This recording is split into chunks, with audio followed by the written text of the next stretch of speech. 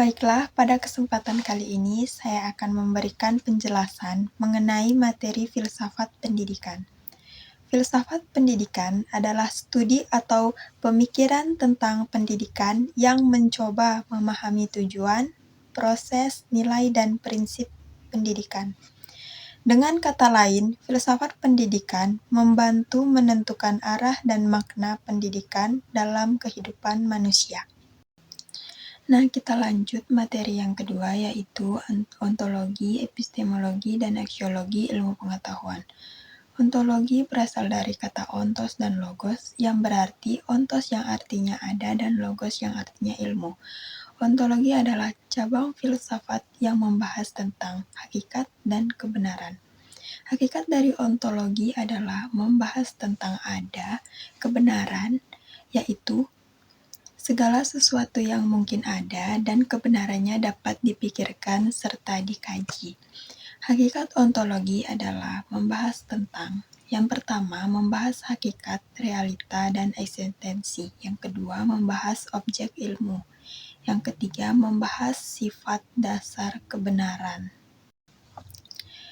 Epistemologi berasal dari kata episteme dan logos, yang berarti episteme yang artinya pengetahuan dan logos yang artinya ilmu.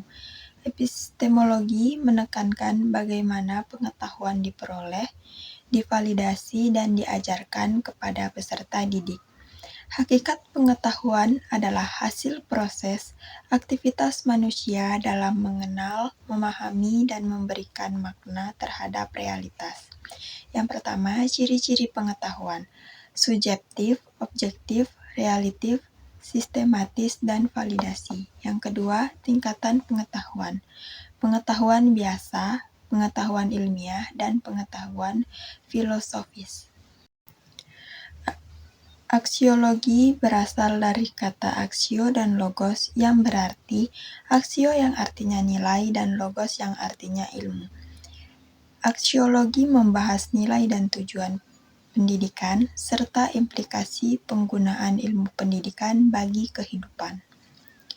Nilai ilmu berarti makna dan kegunaan ilmu bagi kehidupan manusia. Nilai ini menjadi dasar mengapa ilmu penting untuk dikembangkan. Etika ilmu adalah tanggung jawab moral dalam pengembangan dan penggunaan ilmu. Ilmu bermanfaat bagi individu, masyarakat, dan perbedaan. Nah, kita lanjut dengan materi yang ketiga, yaitu epistemologi dan pendidikan. Epistemologi sebagai cabang filsafat yang membahas hakikat, sumber, dan cara memperoleh pengetahuan, memiliki peran penting dalam dunia pendidikan. Pendidikan pada hakikatnya adalah proses transformasi pengetahuan, keterampilan, nilai, dan sikap, sehingga membutuhkan landasan epistemologi yang kuat.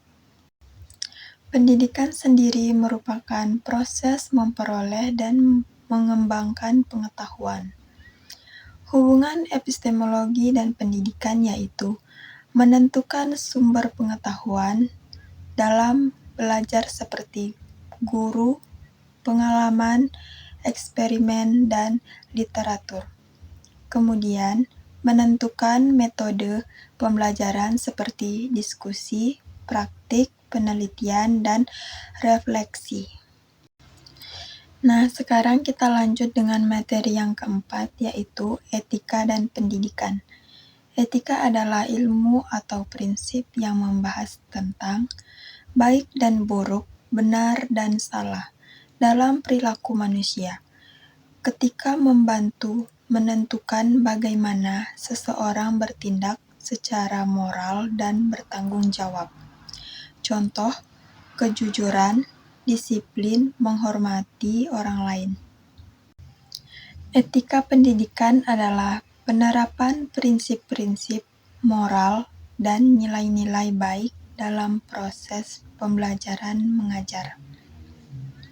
Tujuannya agar guru dan siswa bertindak sesuai norma, membentuk karakter, dan menciptakan lingkungan belajar yang sehat. Contoh, guru bersikap adil dan sabar saat mengajar. Nah, setelah itu sekarang kita lanjut materi yang kelima, yaitu nilai dan pendidikan. Nilai adalah prinsip, standar, atau keyakinan yang dianggap penting dan dijadikan pedoman dalam bertindak atau mengambil keputusan. Nilai dapat bersifat moral, sosial, budaya, atau pribadi. Contohnya, kejujuran, disiplin, tanggung jawab, dan kerjasama. Pendidikan adalah nilai-nilai yang ditanamkan dan dikembangkan melalui proses pendidikan untuk membentuk karakter, perilaku, dan sikap siswa agar menjadi manusia yang baik, beretika, dan produktif. Contohnya, melalui kegiatan kelompok, siswa belajar kerjasama. Nah, kita lanjut dengan materi yang terakhir, yaitu aliran-aliran filsafat pendidikan modern. Aliran filsafat pendidikan modern menekankan berbagai aspek pendidikan, mulai dari penguasaan ilmu dasar, yaitu perennialisme dan esensialisme. Kedua, pengalaman dan kreativitas siswa, progresistisme dan humanisme. Yang ketiga, hingga kontribusi pada perubahan sosial, rekonstruksionisme.